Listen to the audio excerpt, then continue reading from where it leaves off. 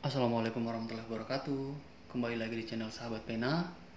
Pada kesempatan kali ini saya akan membahas mengenai COVID-19, Coronavirus Disease 2019, yang mana saya dedikasikan untuk seluruh teman-teman sejawat medis dan sejawat tenaga kesehatan lainnya yang telah berjuang merelakan jiwa dan raga dalam berperang menghadapi pandemi COVID-19. Bagi yang muslim, saya harapkan bisa membacakan Al-Fatihah, dan bagi teman-teman yang non-muslim, silakan berdoa menurut agama dan kepercayaan masing-masing. Berdoa dimulai.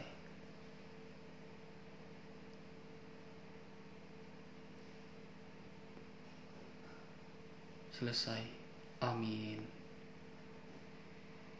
Pada tanggal 31 Desember 2019, Tiongkok melaporkan kasus pneumonia misterius yang tidak diketahui penyebabnya. Dalam 3 hari, pasien dengan kasus tersebut berjumlah 44 dan terus bertambah hingga tanggal 23 Maret 2020 kemarin pukul 17 tercatat di Tiongkok kasus terkonfirmasi berjumlah 81.498, kasus sembuh 72.703, kasus meninggal 3.270. Nah, pada awalnya data epidemiologi menunjukkan 66 pasien berkaitan atau terpajan dengan suatu pasar seafood di Wuhan, Provinsi Hubei, Tiongkok. Sampel isolat dari pasien diteliti dengan hasil menunjukkan adanya infeksi coronavirus jenis beta coronavirus tipe baru, diberi nama 2019 Novel Coronavirus 2019 nCoV. Namun pada tanggal 11 Februari 2020, WHO memberi nama virus tersebut Severe Acute Respiratory Syndrome Coronavirus 2, disingkat SARS-CoV-2, dan nama penyakitnya sebagai Coronavirus Disease 2019, COVID-19. Secara global, per tanggal 23 Maret 2020, kasus terkonfirmasi 292.142, kasus meninggal 12.784 dengan angka kematian 4,4%. Dengan jumlah negara terdampak 183 negara dan transmisi lokal mencapai 102 negara. Khusus di tanah air, per tanggal 23 Maret 2020, kasus terkonfirmasi 579, kasus sembuh 30, kasus meninggal 49, kasus dalam perawatan berjumlah 500. Perlu diketahui bahwa daerah transmisi lokal di Indonesia itu antara lain ada DKI, Jakarta, Banten, tepatnya di Kabupaten Tangerang dan Kota Tangerang, Jawa Barat, itu tepatnya di Kabupaten Bekasi, Kota Bekasi dan Depok, Jawa Tengah itu di Solo, Jawa Timur itu ada 2 tempat, yaitu Malang dan Surabaya. Saat ini kita sedang berperang, tapi jangan bayangkan perang konvensional yang membutuhkan pesawat tempur canggih, yang membutuhkan helikopter tempur canggih, yang membutuhkan tank tercanggih, yang membutuhkan panser tercanggih, yang membutuhkan prajurit kualifikasi komando terhebat. Bukan itu, karena saat ini kita sedang berperang melawan mikroorganisme makhluk yang tak kasat mata yang bernama SARS-CoV-2. Saya teringat oleh guru saya waktu SMA saat pelajaran biologi. Beliau berkata, perang terhebat adalah perang dengan menggunakan senjata biologi. Saya bertanya, apa hebatnya penggunaan senjata biologi, Pak, dibandingkan senjata konvensional? Beliau katakan, dengan senjata biologi tidak membutuhkan banyak biaya, tetapi menelan korban. Bisa ribuan, bahkan ratusan ribu, bahkan jutaan.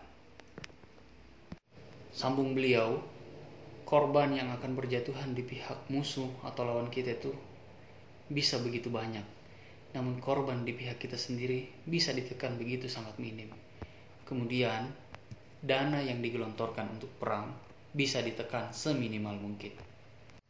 Sebenarnya senjata biologi itu apa? Senjata biologi atau biological weapon yaitu senjata yang menggunakan patogen, yaitu bakteri, virus, atau organisme penghasil penyakit lainnya, sebagai alat untuk membunuh, melukai, atau melumpuhkan musuh.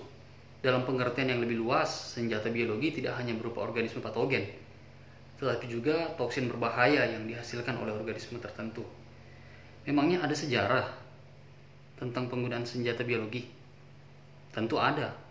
Peristiwa penting dalam sejarah kuno, penggunaan senjata biologi terjadi ketika bangsa Mongol mengusir bangsa Genoa dari kota Kaffa di Laut Hitam dengan memanfaatkan mayat-mayat manusia yang terinfeksi wabah pes.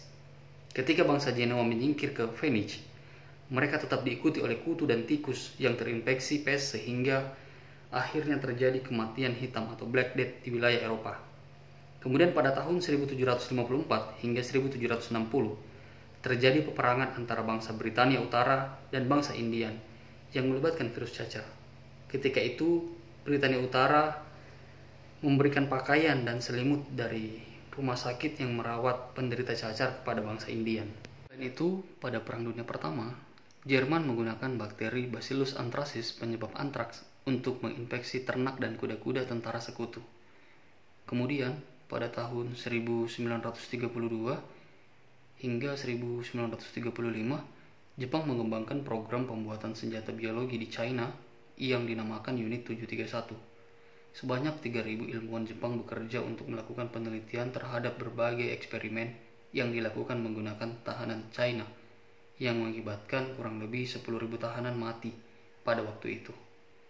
Sejak saat itu, tidak hanya Jepang yang mengembangkan program senjata biologi, namun juga Amerika Serikat dan Uni Soviet. Apakah tidak ada bentuk pengendalian oleh Badan Dunia pada waktu itu? Tentu ada.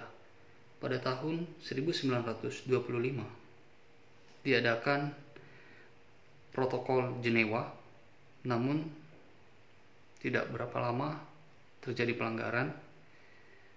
Kemudian tahun-tahun berganti, pada tahun 1972 diadakan lagi Konvensi Senjata Biologi dan Toksin. Setelah itu ada pelanggaran lagi. Kemudian pada tahun 2008 diadakan Konvensi Senjata Biologi. Dan mungkin saat ini terjadi pelanggaran lagi. Gejala dan tanda yang perlu diketahui terkait COVID-19 yaitu pada umumnya disertai dengan demam, kemudian disertai keluhan saluran pernapasan berupa batuk, nyeri tenggorokan, pilek, kesulitan bernapas, dan ada riwayat perjalanan dari negara terjangkit atau transmisi lokal.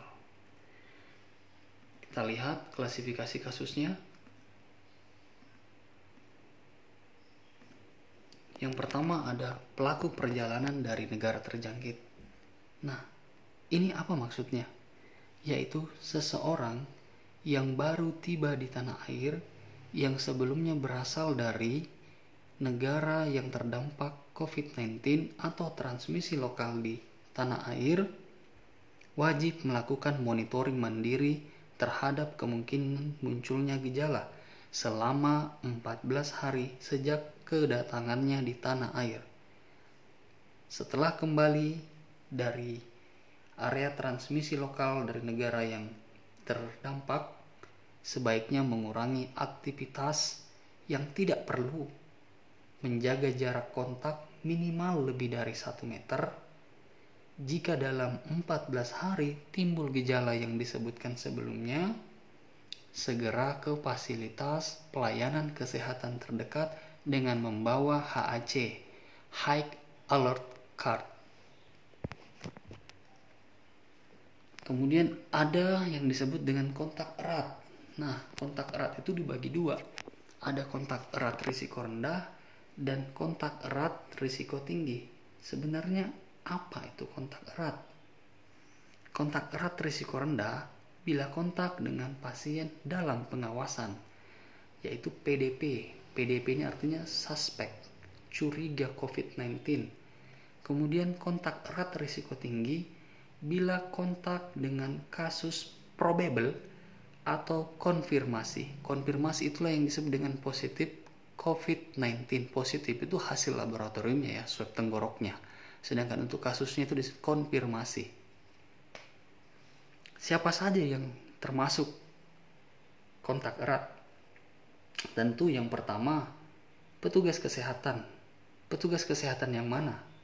Yang memeriksa, merawat, mengantar, dan membersihkan ruangan di tempat perawatan tanpa menggunakan alat pelindung diri. Yang kedua, orang yang berada dalam suatu ruangan yang sama dengan kasus. Misalnya, tempat kerja, kelas, rumah, atau pada suatu acara. Dalam 2 hari sebelum kasus timbul gejala dan hingga 14 hari setelah kasus timbul gejala. Yang ketiga, orang yang bepergian bersama. Radius 1 meter dengan segala jenis angkutan atau kendaraan dalam 2 hari sebelum kasus timbul gejala dan hingga 14 hari setelah kasus timbul gejala. Klasifikasi kasus selanjutnya ada yang disebut dengan orang dalam pemantauan atau ODP. Apa sebenarnya yang dimaksud dengan ODP? Orang yang mengalami gejala demam dengan suhu lebih dari atau sama dengan 38 derajat Celcius atau riwayat demam atau gejala gangguan sistem pernapasan seperti batuk, pilek, atau nyeri tenggorokan dan tidak ada penyebab lain berdasarkan gambaran klinis yang meyakinkan dan pada 14 hari terakhir sebelum timbul gejala memenuhi salah satu kriteria berikut. Yang pertama, memiliki riwayat perjalanan atau tinggal di luar negeri yang melaporkan transmisi lokal. Yang kedua, memiliki riwayat perjalanan atau tinggal di area transmisi lokal di Indonesia. Berikutnya ada yang disebut pasien dalam pengawasan atau PDP.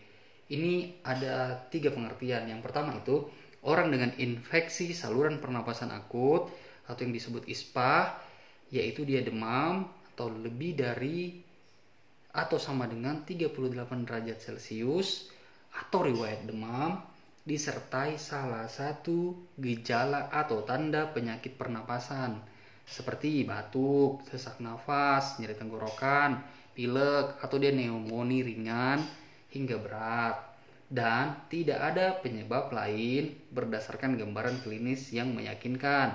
Dan pada 14 hari terakhir sebelum timbul gejala memenuhi kriteria. Yang pertama, memiliki riwayat perjalanan atau tinggal di luar negeri yang melaporkan transmisi lokal. Yang kedua, memiliki riwayat perjalanan atau tinggal di area transmisi lokal di Indonesia. Kemudian pengertian yang kedua yaitu orang dengan demam, yaitu suhunya lebih dari atau sama dengan 38 derajat Celcius atau riwayat demam atau dia ISPA dan pada 14 hari terakhir sebelum timbul gejala memiliki riwayat kontak dengan kasus probable atau konfirmasi COVID-19. Yang ketiga, orang dengan ISPA berat atau pneumonia berat di area transmisi lokal di Indonesia yang membutuhkan perawatan di rumah sakit dan tidak ada penyebab lain berdasarkan gambaran klinis. Nah, tadi ada istilah probable. Probable itu sudah dilakukan pemeriksaan swab tenggorokan namun tidak dapat ditegakkan, ya. Apakah dia ini masuk dalam kriteria mana? Kemudian kalau dia konfirmasi swab tenggoroknya positif SARS-CoV-2. Coronavirus apakah pertama kali menyerang manusia? Jawabannya tidak ya. Penyakit yang disebabkan oleh coronavirus bukanlah kejadian yang pertama kali.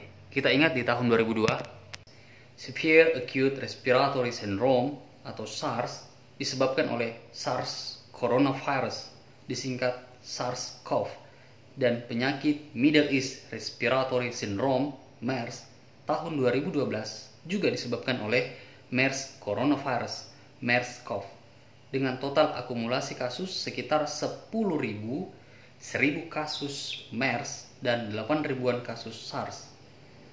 Mortalitas akibat SARS sekitar 10%, sedangkan MERS lebih tinggi yaitu sekitar 40%. Untuk COVID-19, mortalitasnya tidak lebih tinggi daripada MERS, tetapi tingkat infeksiusnya dia yang paling tinggi.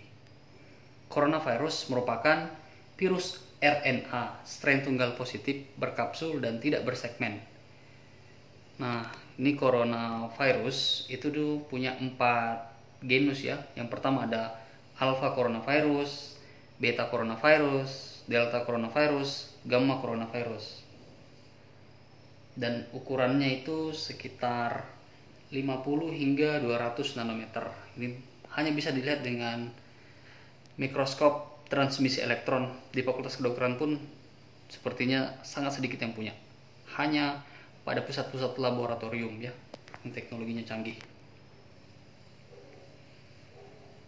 Kemudian sifatnya sendiri, coronavirus itu sensitif terhadap panas dan secara efektif dapat diinaktifkan oleh desinfektan yang mengandung bahan klorin, pelarut lipid dengan suhu 56 derajat Celcius selama 30 menit, ether, alkohol, asam peroksiasetat, deterjen non-ionik, formalin, oxidizing agent. Nah, kita pernah lihat pasti larutan yang berwarna orange ya, yang kandungannya itu chlorhexidin. Saya tidak menyebutkan mereknya, itu biasa dipakai di fasilitas pelayanan kesehatan. Saya perlu beritahukan bahwa itu tidak efektif dalam menangani atau mengurangi tingkat infeksius dari virus corona. Yaitu nanti baca ya produknya itu, saat kandungannya chlorhexidin itu tidak efektif. Telah dijelaskan sebelumnya bahwa COVID-19 ini sangat infeksius. Jadi, penanganan yang terbaik adalah bentuk pencegahan. Kita mesti sedia payung sebelum hujan. Apa yang mesti kita lakukan? Jangan ada kegiatan pengumpulan atau family gathering, arisan, atau reuni, apapun namanya yang bentuk pengumpulan. Kita jangan mudik. Tinggal saja di daerah di mana Anda domisili. Mentang-mentang libur, Anda kemudian mudik, atau mahasiswa yang ada di daerah yang domisilinya masuk dalam transmisi lokal. Tolong jangan pulang kampung, jangan mudik deh. Jangan nge-mall, jangan ke tempat-tempat pusat keramaian. Hindari penggunaan transportasi publik. Memang kita disarankan untuk penggunaan transportasi publik, tapi pandemi COVID-19 ini sangat bertentangan dengan sifat virusnya sendiri yang sangat infeksius. Nanti saya jelaskan selanjutnya. Jangan gunakan transportasi publik seperti kereta api, kapal, pesawat, atau apapun yang namanya transportasi publik. Ini apalagi Anda pergi liburan yang berbaur dengan orang-orang yang dari negara mana saja yang bisa saja di daerahnya itu negara terdampak COVID-19. Ini semua masuk restricted area. Yang terbaik adalah tinggal di rumah, diam saja di rumah, work from home. Ketika Anda memang dituntut oleh pekerjaan yang mengharuskan Anda keluar dari rumah, upayakan menggunakan alat pelindung diri. Apa alat pelindung diri yang digunakan? Setidaknya Anda menggunakan masker atau kacamata atau apapun yang Anda bisa gunakan. Biasakan mencuci tangan dan hindari menyentuh area wajah. Cuci tangan menggunakan hand sanitizer jika masih diperoleh. Karena saat ini memang sudah sangat langka. Cuci tangan gunakan sabun, atau kemanapun Anda pergi, siapkan sabun jika tidak ada hand sanitizer. Dan jangan lupa berjemur setiap hari minimal 30 menit. Di antara jam 8 hingga jam 10 Anda berjemur 30 menit. Tadi sudah dijelaskan sifat-sifat virus. Kemudian gunakan masker. Ketika Anda keluar dari rumah wajib menggunakan masker. Dan ketika Anda terpaksa berada di area yang dimana banyak kerumunan orang, usahakan social distancing. Jaga jarak minimal lebih dari 1 meter. Kalau saya sarankan lebih dari 1,5 meter. Karena saat orang batuk, itu dropletnya ada 3.000 yang keluar, apalagi bersin hampir 40.000, dan jaraknya bisa sampai 1,5 meter. Kalau 1 meter saja Anda berarti masih terpapar. Dan ketika Anda pulang ke rumah, langsung cuci baju dan keringkan. Jangan mentang-mentang mesin cucinya langsung kering, tetap Anda harus jemur. Kemudian istirahat yang cukup, minimal 6 jam. Jika teman-teman memperoleh informasi bahwa penggunaan masker tidak diwajibkan untuk semua orang, sepertinya itu informasi yang perlu direvisi. Kenapa saya katakan perlu direvisi? Karena sifat dari SARS-CoV-2 itu yang menjadi penyebab dari COVID-19, dia bisa bertahan di udara selama 3 jam. Dan jika dia menempel di benda dengan unsur tembaga, dia akan bertahan selama 4 jam. Jika dia menempel di karbon atau karton box, dia bertahan selama 24 jam.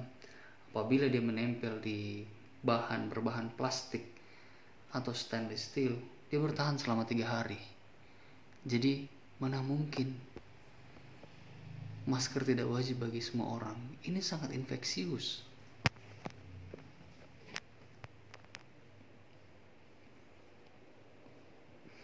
Saat ini petugas kesehatan, kami petugas kesehatan ini sangat memerlukan alat pelindung diri.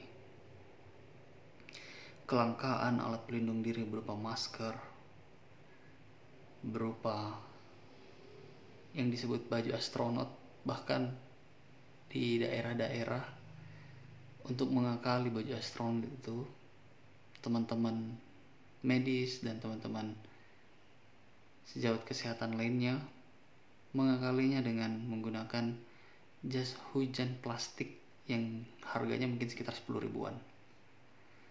Kemudian karena ketiadaan Google, teman-teman juga mengakalinya dengan plastik mika yang diikatkan dengan masker.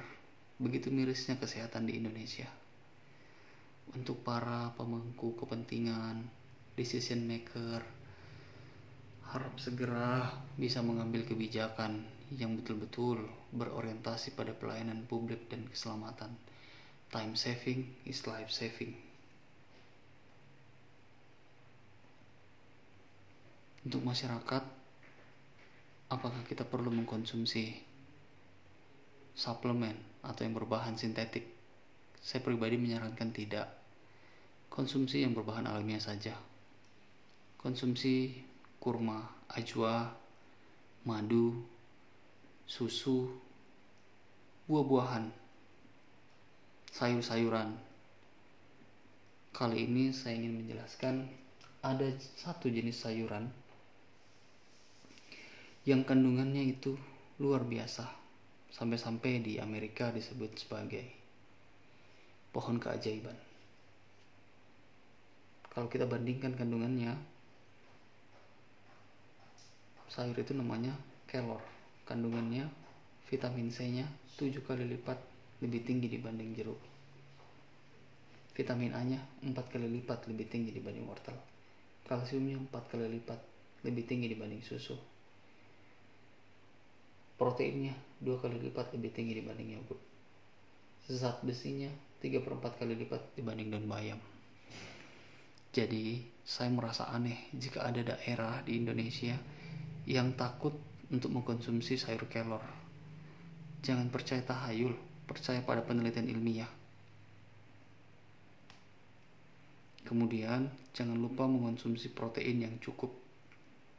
Bisa dari telur, dari daging ayam, dari daging sapi, dari tahu, tempe, dari ikan, baik dari laut maupun dari air tawar. Jika hal terburuk yang harus ditempuh oleh pemerintah adalah lockdown, jika kesulitan memperoleh sumber karbohidrat, kita utamanya nasi ya. Tapi perlu diketahui ada alternatif yang lain. Ada gandum, ada roti, ada kentang, ada jagung, ada ubi kayu, ada ubi jalar, dan ada talas, dan lebih banyak lagi yang lain yang tidak saya sebutkan satu persatu.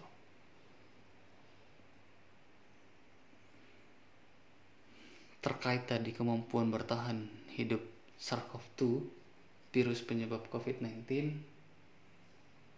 Informasi saya dapatkan dari BNPB yang diperoleh dari Himpunan Kesehatan Lingkungan Indonesia. Kita bisa membuat bahan desinfektan yang murah. Cukup berbahan setengah cangkir cuka, setengah gelas air, 12-24 tetes minyak esensial. Minyak esensial itu diantaranya ada kemangi, kayu manis, cengkeh, kayu putih, jeruk nipis. Bagaimana cara membuatnya? Pilih salah satu kombinasi dari minyak esensial, masukkan dalam botol sprayer, tambahkan cuka dan air, beri label pada botol, simpan di tempat aman. Cara menggunakannya, semprot pada media yang ingin diisi desinfeksi, bersihkan dan dibilas dengan lap microfiber. Itulah cara mudahnya untuk membuat bahan desinfektan yang murah.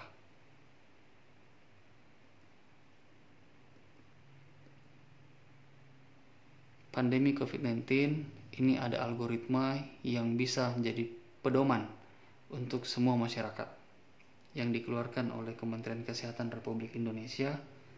Silahkan dibaca, dipelajari, alurnya mudah. Terakhir, biarlah kami tetap bekerja untuk kalian. Kalian tetaplah di rumah untuk kami. Di rumah aja, putus rantai penularan SARS-CoV-2. Mari bersinergi. Terima kasih. Akhir kata, apabila ada kata yang salah, mohon dimaafkan. Billahi taufiq wal hidayah. Assalamualaikum warahmatullahi wabarakatuh.